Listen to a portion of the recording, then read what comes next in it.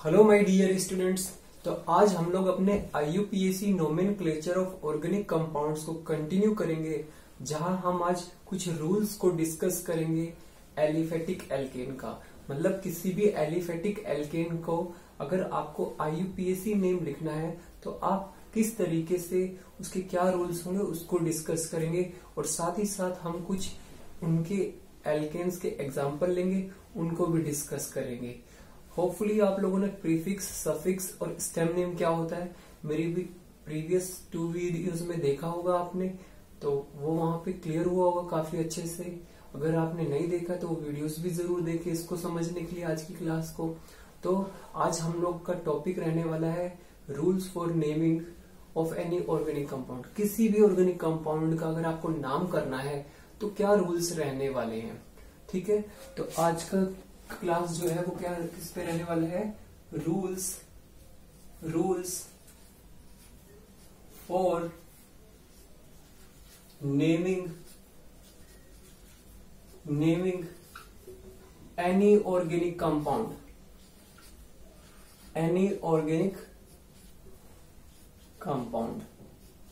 किसी भी organic compound का अगर आपको नाम करना है तो उसका क्या रूल होगा, उन सारे रूल्स को हम आज डिस्कस करेंगे कि किस तरीके से हम किसी भी ऑर्गेनिक कंपाउंड का नाम करेंगे, ठीक है। तो शुरू करते हैं आज की क्लास कि किस तरीके से हम रूल्स।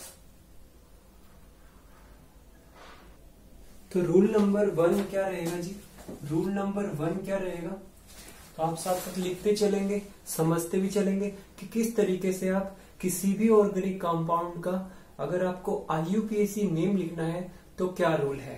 तो सबसे पहले आपको क्या करना है, आपको सबसे पहले लॉन्गेस्ट कंटिन्यूअस कार्बन चेन, जिसको आपने क्या कहा था स्टेम नेम, सबसे पहले आपको क्या करना है, जो लॉन्गेस्ट कंटिन्यूअस कार्बन चेन है कार्बन एटम्स की, उसको क्या करना है, सिलेक्ट करना है। कोई भी अगर आपको ऑर्गेनिक कंपाउंड दे दूं मैं, तो आपको क्या करना है, सबसे पहले लॉन्गेस्ट कंटिन्यूअस कार्बन चेन को सिलेक्ट करना है। तो पहला रूल क्या कहता है, लॉन्गेस्ट कंटिन्यूअस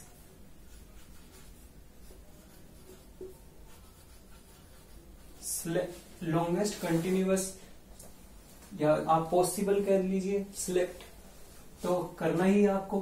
तो आपको क्या करना है, सिलेक्ट करना है, किसको करना है, longest possible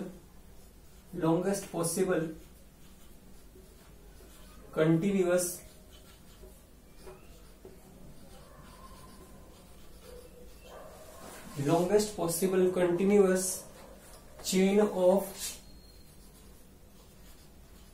chain of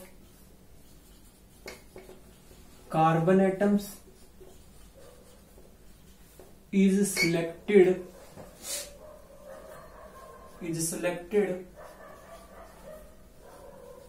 first।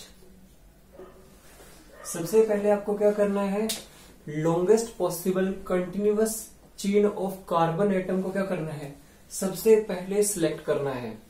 तो यही मैंने लिखा है, longest possible continuous chain of carbon atom is first selected. सबसे पहले क्या करना है, अगर आपको कोई भी ऑर्गेनिक कंपाउंड का IUPAC नेम लिखना है तो आपको क्या करना है, सबसे पहले longest continuous carbon chain of carbon atom को सिलेक्ट कर लेना है, ठीक है। बियरिंग, साथ ही साथ क्या याद रखना है, बियरिंग फंक्शनल ग्रुप, लेकिन उसका फंक्शनल ग्रुप क्या है, उस चेन के अंदर आए, ठीक है। अगर फंक्शनल ग्रुप मौजूद है किसी भी, मतलब मैं प्रिंसिपल फंक्शनल ग्रुप की बात कर रहा हूं, अगर किसी भी प्रिंसिपल फंक्शनल ग्रुप क्या होता है, मैंने प्रीवियस वीडियो में पढ़ा था कि सफिक्स को डिनोट करता है प्रिंसिपल फंक्शनल ग्रुप, और प्रिंसिपल फंक्शनल ग्रुप हमेशा एक ही होता है। तो आपको क्या करना है, सबसे पहले सबसे लंबी वाली कार्बन चेन को क्या करना है, सिलेक्ट करना है। Longest continuous chain of carbon atom is selected first bearing functional group, जिसके पास क्या हो, फंक्शनल ग्रुप है। अगर फंक्शनल ग्रुप नहीं है, मान लीजिए जैसे कि एल्केन है, उसमें कोई भी फंक्शनल ग्रुप नहीं है, तो आपको क्या करना है, सीधा सीधा लॉन्गेस्ट कंटिन्यूअस कार्बन चेन देख लेना है। अगर फंक्शनल ग्रुप है तो जो आपने लॉन्गेस्ट कंटिन्यूअस कार्बन चेन को सिलेक्ट किया है उसके अंदर क्या होना चाहिए, फंक्शन ग्रुप होना चाहिए। सेकंड पॉइंट में आप क्या लिखेंगे, सेकंड पॉइंट को आप समझिए। सेकंड पॉइंट ये कहता है कि जो आपने सिलेक्ट की है longest continuous chain of carbon atom, उसको क्या करना है, कुछ इस तरीके से सिलेक्ट करना है कि जो भी फंक्शन ग्रुप है उसके कार्बन को क्या मिले, लोवेस्ट नंबर मिले। तो मैं क्या कहना चाह रहा हूं इस पॉइंट में कि अगर मान लीजिए कि सबसे पहला रूल क्या है कि आपको क्या करना है, लॉन्गेस्ट कंटिन्यूअस कार्बन चेन को सिलेक्ट करना है। अगर फंक्शन ग्रुप आ रहा है तो उस लॉन्गेस्ट कंटिन्यूअस कार्बन चेन में फंक्शन ग्रुप आना चाहिए। अगर फंक्शन ग्रुप नहीं है, मान लीजिए कि जैसे एल्केन है तो फंक्शन ग्रुप नहीं है, तो आपको क्या करना है आपको क्या करना है, सबसे पहले लॉन्गेस्ट कंटिन्यूअस कार्बन चेन को सिलेक्ट करना है। अगर फंक्शन ग्रुप है तो क्या करोगे, आपको उसमें इंक्लूड करना पड़ेगा लॉन्गेस्ट कंटिन्यूअस कार्बन चेन में। सेकंड में आपको क्या करना है, सेकंड स्टेप में आपको क्या करना है कि जो आपने चेन सिलेक्ट की है, जो आपने चेन सिलेक्ट की है उसका जो फंक्शन ग्रुप है, उसमें फंक्शन ग्रुप है उसके कार्बन को आपको क्या देना है, लोवेस्ट नंबर। तो आपको क्या लिखना है, सिलेक्टेड चेन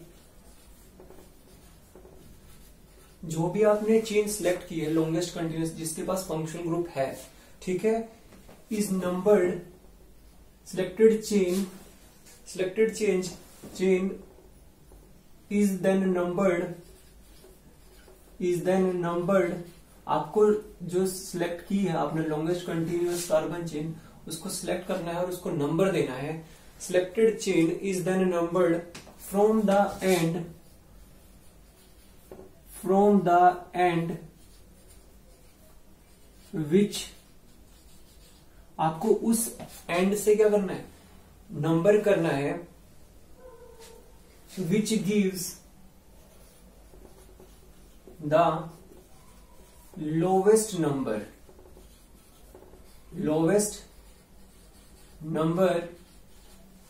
किसको लोवेस्ट नंबर देना है आपको, to the carbon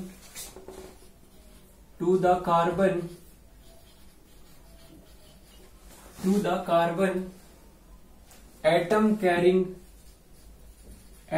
carrying functional group. देखिए इस पॉइंट को आप समझ सकते हैं। मान लीजिए मैंने आपको एक कार्बन चेन दी है, ये कार्बन चेन है। मैं एक एग्जांपल ले लेता हूं, फॉर एग्जांपल लेके मैं समझा रहा हूं कि मान लीजिए कि ये आपके पास एक चेन है, ठीक है, ये एक चेन है। अब देखिए आपका सबसे पहला रूल क्या है, अब पहला रूल क्या था, longest possible continuous chain of carbon atom is selected first bearing function group. आपको क्या करना है, सबसे पहले क्या करना है, longest possible continuous carbon chain को सिलेक्ट करना है जिसमें क्या आता है, फंक्शन ग्रुप। देखिए अब आप नंबर जो कर सकते हैं वो लॉन्गेस्ट कंटिन्यूअस कार्बन चेन यही होगी, 1 2 3 4, कोई 4 कार्बन की ही होगी। अब इसका नंबर कहां से करें, क्योंकि इसके 2 एंड है, एक ये एंड है और एक ये एंड है। अब कौन से एंड से आपको नंबर करना है, वो रूल नंबर 2 में लिखा है कि selected chain is the number from the end which gives the lowest number to the carbon atom carrying function group. आपको जब आपको अब क्योंकि किसी भी चेन के 2 एंड होंगे, ठीक है, 2 एंड होंगे, तो आपको उस एंड से नंबर करना है जिसमें क्या मिले, जो फंक्शनल ग्रुप है उसके कार्बन को क्या मिले, लोवेस्ट नंबर मिले। अब देखिए आपको फंक्शनल ग्रुप देखना है, मतलब प्रिंसिपल फंक्शनल ग्रुप देखना है, तो आप देख सकते हैं आपका यहाँ पर क्या है, जो कार्बोक्सिलिक एसिड है, कार्बोक्सिलिक एसिड यहाँ पर क्या है, फंक्शनल ग्रुप है, जो किसको बताता है, सफिक्स को। इसके कार्बन को आपको क्या देना है, रूल नंबर 2 के अकॉर्डिंग लोवेस्ट नंबर। तो आपको हमेशा क्या करना है, जो भी फंक्शनल ग्रुप है उसके कार्बन को हमेशा क्या करना है, जो आपने सिलेक्ट की है लॉन्गेस्ट कंटिन्यूअस कार्बन चेन, तो फंक्शनल ग्रुप के कार्बन को हमेशा क्या देना है, लोवेस्ट नंबर। अब देखिए अगर आप यहां से नंबर करोगे इस एंड से, तो इसका नंबर आएगा 1 और ये किस पे चल जाएगा, 4 पे। अगर मान लीजिए मैं नंबरिंग यहां से करता 1 2 3 4, अगर मैं नंबर यहां से करता तो क्या होता, यहाँ इस वाले रूल के अगर अकॉर्डिंग देखें, अगर मैंने नंबरिंग यहां से की है, इस वाले एंड से की है, तो आप देख सकते हैं कि जो ये वाला कार्बन है फंक्शन ग्रुप, उसके क्या मिला है, लोवेस्ट नंबर मिला है। जबकि अगर आपने यहाँ इस वाले एंड से अगर नंबरिंग की तो इसको क्या मिला है, हाईएस्ट नंबर मिला है। तो ये रूल ये कहता है कि आपको क्या करना है, फंक्शनल ग्रुप का जो कार्बन है उसको क्या करना है, लोवेस्ट नंबर देना है जब आपको क्या करनी है, longest possible continuous carbon chain को सिलेक्ट करना है। तो आपका कौन सा नंबरिंग सही होगा, यहां वाले एंड से जो है, ये वाला एंड से क्या होगी, आपकी बिल्कुल सही काउंटिंग होगी कि हम इस वाले कार्बन को हमको क्या देना है, लोवेस्ट नंबर। तो होपफुली आपको दोनों रूल समझ आ गए। रूल 1 में मैंने क्या कहा कि आपको क्या करना है, सबसे पहले longest continuous chain of carbon atom को सिलेक्ट करना है जिसमें क्या हो, फंक्शनल ग्रुप हो। अगर फंक्शनल ग्रुप नहीं हो तो सिर्फ आपको longest possible continuous carbon chain देखनी है। रूल नंबर 2 में मैंने ये कहा आपको उस एंड से नंबरिंग करनी है जिससे फंक्शनल ग्रुप की क्या मिले, लोवेस्ट नंबर मिले। ठीक है, जैसे मैंने यहाँ पे बताया कि इस एंड से भी कर सकते हैं, इस एंड से भी। अगर आप इस एंड से करेंगे तो इसको क्या, फंक्शनल ग्रुप के कार्बन को क्या मिल रहा है, लोवेस्ट नंबर। तो ये वाला नंबर, ये वाली जो एंड से आपकी नंबरिंग है वो क्या होगी, सही होगी। अब रूल नंबर 3 देखते हैं। ठीक है, अभी इसी में और बात करते हैं। ठीक है, इसके बाद जो नंबरिंग करनी है अब आपको, तो आपके नंबरिंग के लिए क्या करना है, द नंबरिंग। अब नंबरिंग किस तरीके से करनी है, आपको अरेबिक नंबर्स यूज करने हैं। ठीक है, the numbering use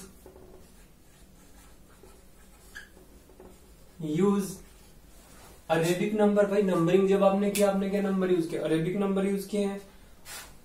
the numbering use Arabic number such as 1 2 3 4 and so on. भाई नंबरिंग जब आपको करना है, आपको अरेबिक नंबर्स यूज करने हैं। कहीं आप एबीसीडी नहीं करना, आपको क्या करना है, अरेबिक नंबर्स यूज करने हैं जब आपको नंबरिंग करनी है, जब आपको लॉन्गेस्ट कंटिन्यूअस कार्बन चेन को सिलेक्ट करना है जिसमें फंक्शनल ग्रुप आए। ठीक है, और अगर नहीं आया फंक्शनल ग्रुप तो बहुत ही ईजी है, तो आपको सिर्फ लॉन्गेस्ट कंटिन्यूअस कार्बन चेन देखना है। अब रूल नंबर 3 क्या कहता है, रूल नंबर 3 आप समझिए। रूल 3 क्या कहता है, रूल 3 ये कहता है जो पोजीशन होगी किसी भी सब्स्टिट्यूएंट की, क्या कह रहा हूं, जो पोजीशन होगी किसी भी सब्स्टिट्यूएंट की, उसको किस तरीके से असाइन करना है। ठीक है, किस तरीके से, सब्स्टिट्यूएंट्स क्या होते हैं, सबसे पहले मैंने प्रीवियस वीडियो में बताया था आपको सब्स्टिट्यूएंट्स क्या होते हैं। सब्स्टिट्यूएंट्स क्या होते हैं, जो selected longest continuous carbon chain है जिसके अंदर फंक्शनल ग्रुप है, उससे अलग जो भी एटम्स हैं, या ग्रुप ऑफ एटम्स हैं, वो क्या कहलाते हैं, सब्स्टिट्यूएंट्स। और सब्स्टिट्यूएंट्स किसको बताता था, प्रीफिक्स को बताता था। तो जो पोजीशन होगी सब्स्टिट्यूएंट की, ठीक है, जो पोजीशन होगी सब्स्टिट्यूएंट की, उसको किस तरीके से असाइन करना है, कुछ नंबर्स देके करना है, जो वो सब्स्टिट्यूएंट कौन से कार्बन से जुड़ा हुआ है। ठीक है, मतलब मैं इस पॉइंट में, ये रूल में ये बताना चाह रहा हूं, रूल नंबर 3 में मैं ये बताना चाह रहा हूं कि जो पोजीशन होगी सब्स्टिट्यूएंट की, वो इस तरीके से असाइन की जाएगी कि वो कौन से कार्बन से अटैच है। तो आप रूल नंबर 3 लिखिए, the position of the substituent, the position of the substituent, जो भी सब्स्टिट्यूएंट्स होंगे, जो भी ऑर्गेनिक कंपाउंड है उसमें जो भी सब्स्टिट्यूएंट्स होंगे, उनकी पोजीशन को आपको क्या करना है, कुछ इस तरीके से असाइन करना है। इन द चेन इज, आपको क्या करना है, जो भी पोजीशन होगी सब्स्टिट्यूएंट की चेन में, मतलब लॉन्गेस्ट कंटिन्यूअस कार्बन चेन की बात कर रहा हूं मैं। ठीक है, इन the chain is designated by या असाइंड बाय, आप यहां पर असाइन भी लिख सकते हैं, is designated by the number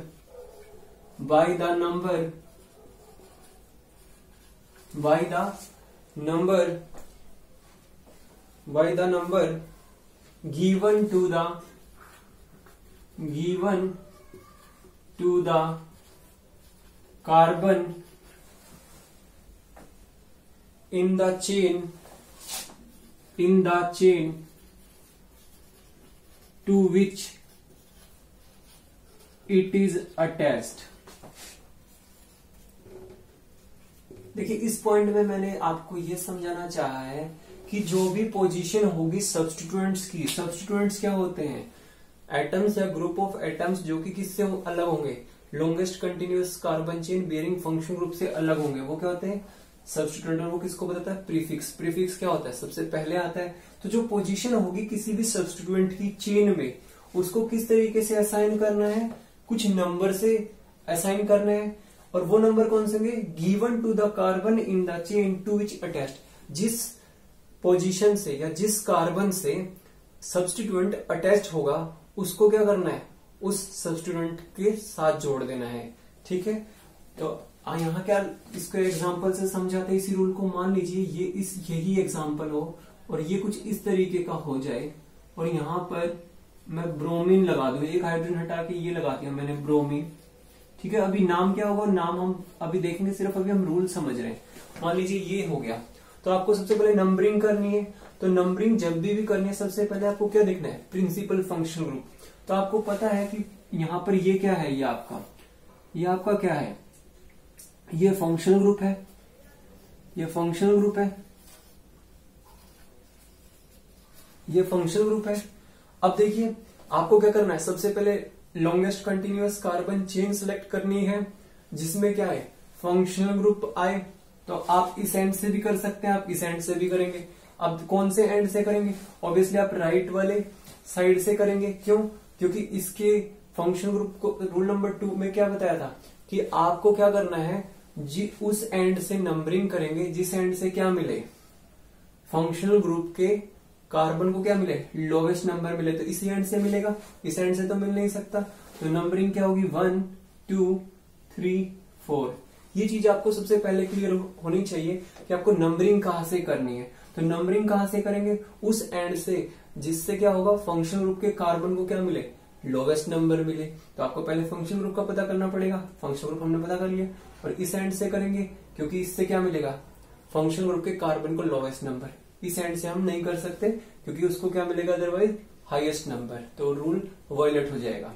अब रूल नंबर 3 में मैंने क्या बताया था, अब देखिए ये है, ये क्या है आपका, ये सब्स्टिट्यूएंट है। इस चेन से ये जो लॉन्गेस्ट कंटिन्यूअस कार्बन चेन है जिसके अंदर फंक्शन ग्रुप है, उससे अलग क्या है, कोई एटम है। और अगर उससे कोई अलग एटम होता है तो वो क्या होता है, वो सब्स्टिट्यूएंट होता है। वो क्या होता है आपका, सब्स्टिट्यूएंट होता है। ठीक है, सब्स्टिट्यूएंट होता है। आपको पता है सब्स्टिट्यूएंट किसको डिनोट करता है, प्रीफिक्स को। और फंक्शन ग्रुप किसको डिनोट करता है, सफिक्स को। होपफुली यहां तक चीजें आपको क्लियर होगी। तो इस थर्ड रूल में इसमें यह बताया है कि किसी भी सब्स्टिट्यूएंट की पोजीशन जो होगी किसी भी चेन में, वो किस तरीके से असाइन करनी है कि वो कौन से कार्बन से अटैच्ड है। तो अगर आप ये देखें तो ये सब्स्टिट्यूएंट जो है वो कौन सी पोजीशन से जुड़ा हुआ है, भाई जो longest continuous carbon chain bearing function group है उसके थर्ड कार्बन से अटैच्ड है। तो हम इस तरीके से बताएंगे कि जो ये ब्रोमीन है, ऑब्वियसली सब्स्टिट्यूएंट है, तो सब्स्टिट्यूएंट इसका क्या नाम था, ब्रोमो था, मैंने आपको पढ़ाया था। तो ये जो ब्रोमो है ये कौन से कार्बन से जुड़ा है, थर्ड कार्बन से। तो यहाँ पे हम क्या करेंगे, जब हम इसका नाम करेंगे तो प्रीफिक्स आएगा। तो सबसे पहले क्या आएगा, प्रीफिक्स आता है तो सबसे पहले इसका नाम आएगा। तो ये इस ग्रुप को क्या बोलते हैं, ब्रोमो बोलते हैं हम, इसको क्या कहते हैं, ब्रोमो। अब ये किससे अटैच है, ये किससे अटैच है, ये थर्ड कार्बन से है। तो 3 लगा दोगे आप, 3 पहले लगाओगे। ठीक है, अब जब भी, अब आपको पता है कि ये थर्ड, ये क्या असाइन कर रहा है कि जो थर्ड नंबर कार्बन है इस चेन का, जो लॉन्गेस्ट कंटिन्यूअस कार्बन चेन है उसके थर्ड कार्बन से कौन जुड़ा, ब्रोमो। तो इतना लिखोगे आप। अब इसी पॉइंट में आगे और ध्यान रखिए कि जब भी आप नंबर और वर्ड लिखेंगे तो आपको क्या यूज करना है, जब भी आप नंबर एंड वर्ड के बीच में क्या आएगा, नंबर और वर्ड। तो यहां मैं ये लिख सकता हूं in between number and word. Number और वर्ड के बीच में आपको क्या लगाना है, हाइफन का यूज करना है। ठीक है, इसको क्या कहते हैं हम, हाइफन। ठीक है, नंबर और वर्ड के बीच में आपको क्या यूज करना है, हाइफन यूज करना है। जब भी कोई नंबर लिखा होगा, जिस तरीके से नंबर लिखा है और ये वर्ड है, तो आपको क्या यूज करना है, आपको हाइफन यूज करना है। क्या यूज करना है, हाइफन यूज करना है। ठीक है, तो हाइफन यूज करेंगे तो आप इस तरीके का हाइफन लगा देंगे। और जब भी दो नंबर लिखेंगे, between two numbers, in between two numbers, अगर दो नंबर में लिख देता, मान लीजिए मैं इस तरीके से लिख दूं, दो नंबर, ये 3 है, ये 3 है, तो इन दोनों के बीच में क्या आएगा, कोमा आएगा। तो दो नंबर के बीच में क्या आता है, कोमा आता है। ये चीज भी आप ध्यान रखेंगे इसमें। ठीक है, तो यहां पर मैंने आपको क्या समझाना चाहा कि कोई भी सब्स्टिट्यूएंट है उसकी पोजीशन किस तरीके से असाइन करनी है कि वो किस कार्बन से जुड़ा हुआ है। तो इससे क्या पता चले, थर्ड जो लॉन्गेस्ट थर्ड कार्बन है, उस जो लॉन्गेस्ट कंटिन्यूअस कार्बन चेन है, उसका जो थर्ड कार्बन है उससे कौन जुड़ा हुआ है, कौन सा सब्स्टिट्यूएंट जुड़ा है, ब्रोमो जुड़ा हुआ है। और जब भी आप नंबर और वर्ड लिखोगे तो हाइफन यूज करोगे, और जब भी दो नंबर आएंगे तो क्या यूज करोगे आप, कोमा यूज करोगे। तो होपफुली आपको यहां तक चीजें क्लियर होगी। अब हम नेक्स्ट रूल पे जाएंगे कि किस तरीके से हम नेक्स्ट रूल को समझें।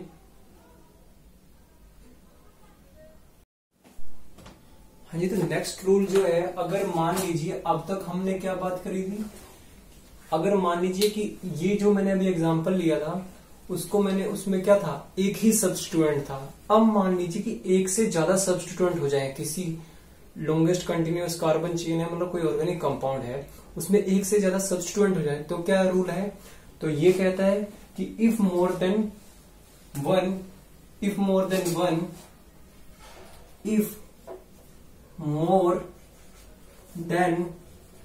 वन सब्स्टिट्यूएंट, यदि एक से ज्यादा सब्स्टिट्यूएंट किसी ऑर्गेनिक कंपाउंड में प्रेजेंट है, अगर एक से ज्यादा क्या है, सब्स्टिट्यूएंट है किसी ऑर्गेनिक कंपाउंड में, तो आपको क्या करना है, substituents should be placed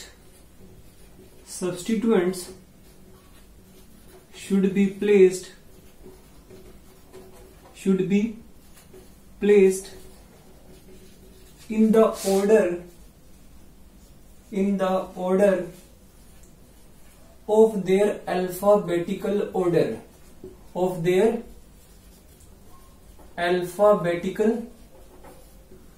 order। तो आपको क्या करना है, जो भी सब्स्टिट्यूएंट्स हैं, अगर मान लीजिए उनकी संख्या किसी ऑर्गेनिक कंपाउंड में क्या है, एक से ज्यादा है, तो आपको क्या करना है, उन सब्स्टिट्यूएंट्स को किस ऑर्डर में लगाना है, उनके अल्फाबेटिकल ऑर्डर में लगाना है। फॉर एग्जाम्पल, मान लीजिए कि मैं ये एग्जाम्पल लेके चलता हूं, हमारे पास ये एग्जाम्पल था, एग्जाम्पल मान लीजिए इस तरीके का एग्जाम्पल है आपके पास, मान लीजिए COOH।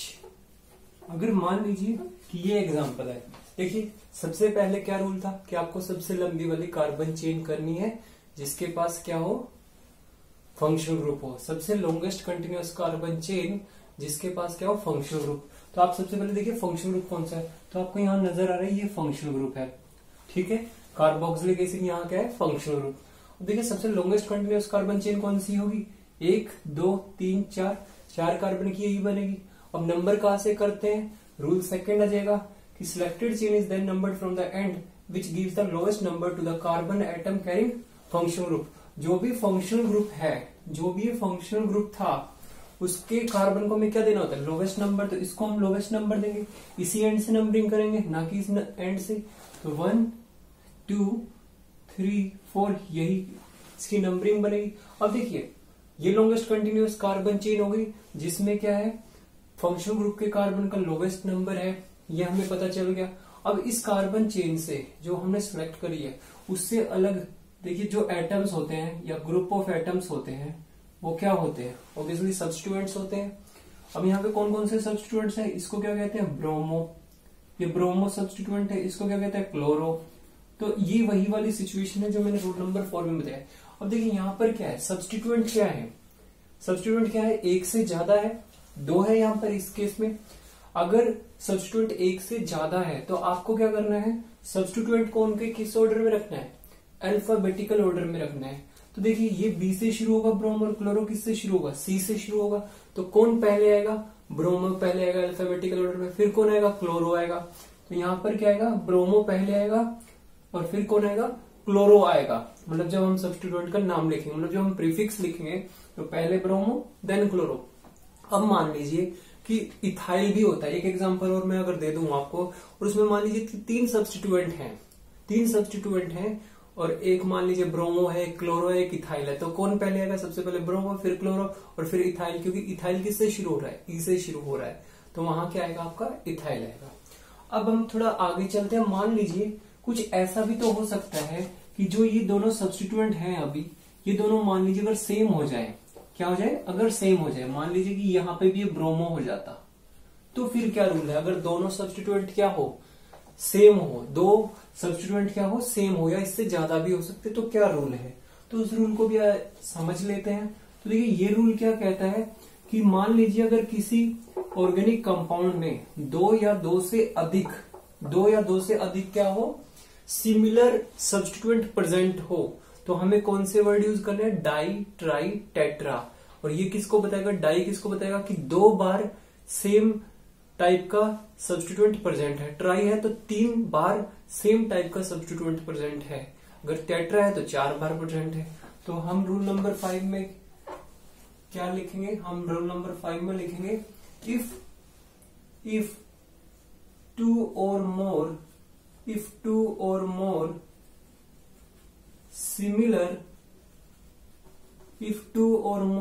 similar substituents are present in the compound, यदि किसी ऑर्गेनिक कंपाउंड में क्या प्रेजेंट है, 2 या 2 से अधिक सिमिलर टाइप के सब्स्टिट्यूएंट प्रेजेंट है, देन यूज वर्ड्स।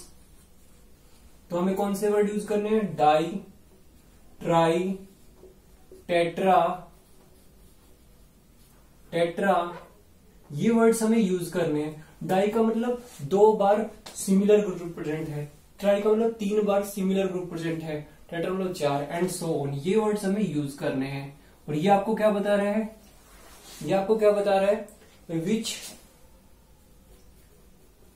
इंडिकेट्स, जो आपको क्या बता रहा है, which indicates the number of times, which indicates the number of times substituents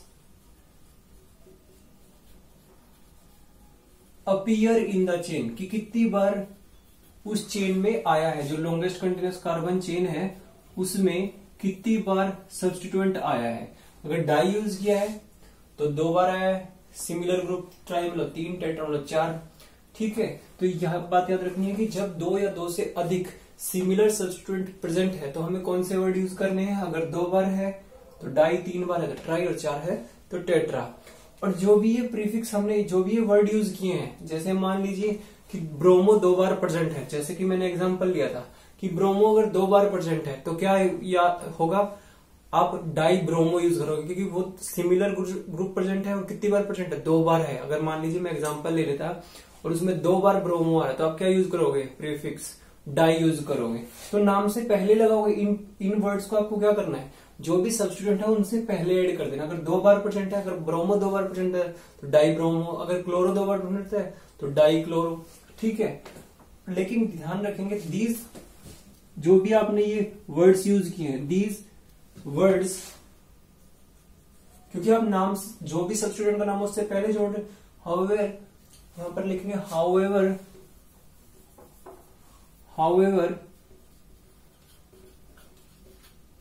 however these words, जो भी ये वर्ड्स आपने यूज किए हैं, these words, जो भी वर्ड आपने यूज किए हैं, di, tri, tetra, are not use in alphabetical order. लेकिन आपको जब डाई, ट्राई, टेट्रा है, इनको क्या करना है, आपको अल्फाबेटिकल ऑर्डर में काउंट नहीं करना है। Are not included, however these words these words are not included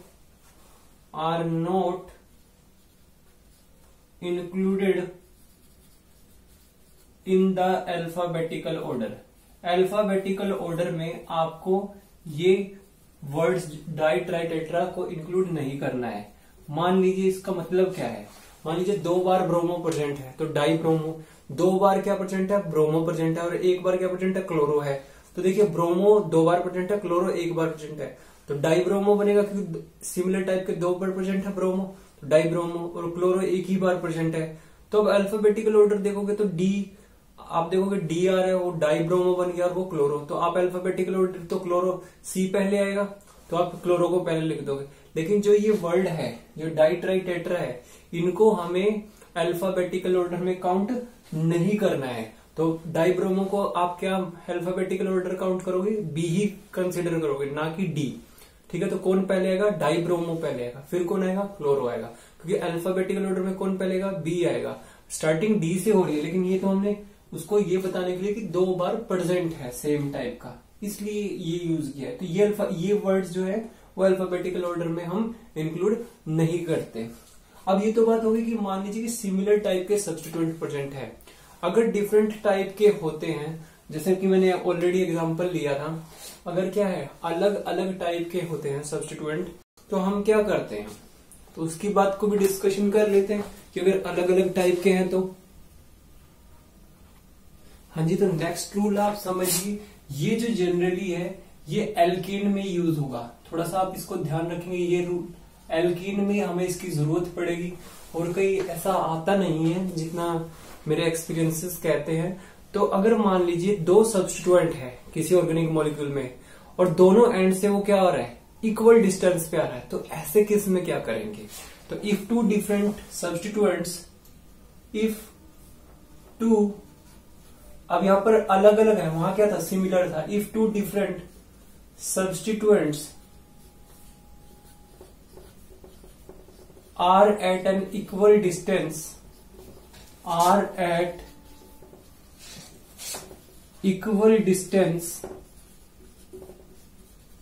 from both the end, if 2, ये जनरली अल्केन में यूज होगा, ठीक है। if 2 different substituents are present at equal distance from both the end, अगर दोनों and से equal distance पे है, from both the end,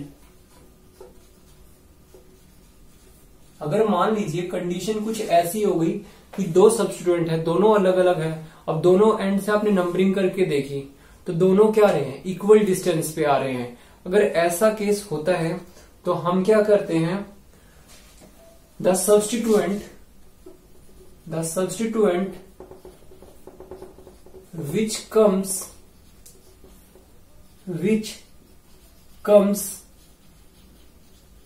first in alphabetical order, जो भी अल्फाबेटिकल ऑर्डर में सब्स्टिट्यूएंट पहले आएगा, जो सब्स्टिट्यूएंट अल्फाबेटिकल ऑर्डर में पहले आएगा, get the lowest number, तो उसको हमें क्या देना है, लोवेस्ट नंबर देना है। भाई मान लीजिए कुछ ऐसी तरीके की कंडीशन है, फॉर एग्जांपल मान लीजिए मैं अगर इस तरीके का एक एग्जांपल ले लूं, ठीक है, ये एक एग्जांपल मैं लेता हूं, और इस केस में क्या करेंगे,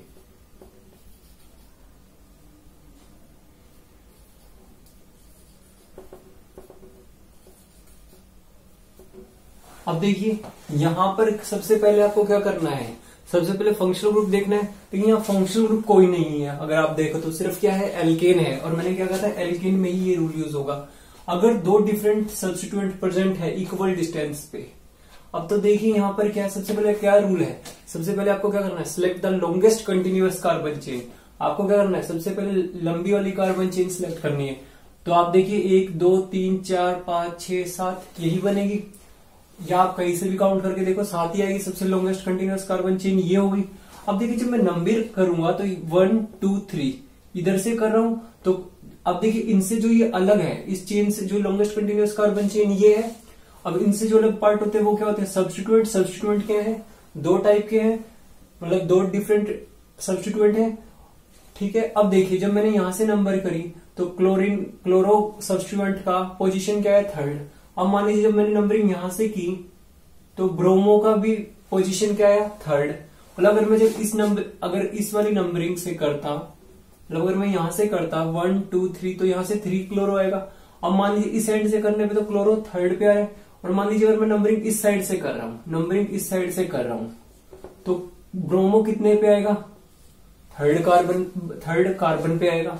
तो जब ऐसी कंडीशन है कि दो सब्स्टिट्यूएंट है और दोनों क्या है, इक्वल डिस्टेंस पे हैं दोनों एंड से, तो आपको कौन सा तो नंबरिंग कैसे सही होगी, the substituent which comes first in alphabetical order, जो अल्फाबेटिकल ऑर्डर में पहले आएगा उसे हमें क्या देना है, लोवेस्ट नंबर देना है।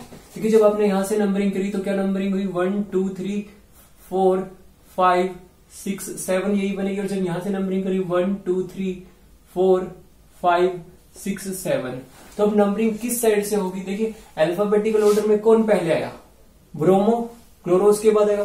तो जो सब्स्टिट्यूएंट जब दो डिफरेंट सब्स्टिट्यूएंट दोनों एंड से इक्वल डिस्टेंस पे आ रहा है, अगर ऐसी कंडीशन है तो जो सब्स्टिट्यूएंट अल्फाबेटिकल ऑर्डर में पहले आएगा नंबरिंग क्या होगी, उस साइड से होगी।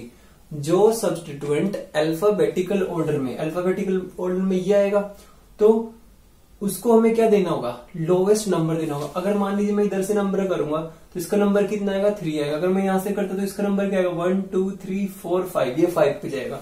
तो हमें किस एंड से नंबरिंग करनी होगी, जिस एंड से जो सब्स्टिट्यूएंट जो अल्फाबेटिकल ऑर्डर में पहले आ रहा है उसको हमें क्या देना है, लोवेस्ट नंबर देना है। जिस एंड से लोवेस्ट नंबर पॉसिबल होगा उस साइड से हमें नंबरिंग करनी है। ये एग्जांपल है इसका। तो अगर इसका नाम अगर हमें देंगे तो वो जो है नाम क्या होगा इसका, IUPAC ने, वो सब हम डिस्कस करेंगे नेक्स्ट वीडियो में। तो ये सारे रूल्स जो हैं हर आपको बिल्कुल टिप्स पे आने चाहिए, और आपको मैं बहुत सारी प्रैक्टिस कराऊंगा। ये रूल्स आप समझ गए होंगे। इन्हीं रूल्स के हेल्प से नेक्स्ट क्लास में हम IUPAC नोमेनक्लेचर एक क्लासिफिकेशन लेंगे और उनको डिस्कस करेंगे। अगर आपको मेरा ये वीडियो अच्छा लगा है तो प्लीज आप लोग लाइक शेयर एंड सब्सक्राइब करें। मिलते हैं नेक्स्ट वीडियो में। Thank you so much.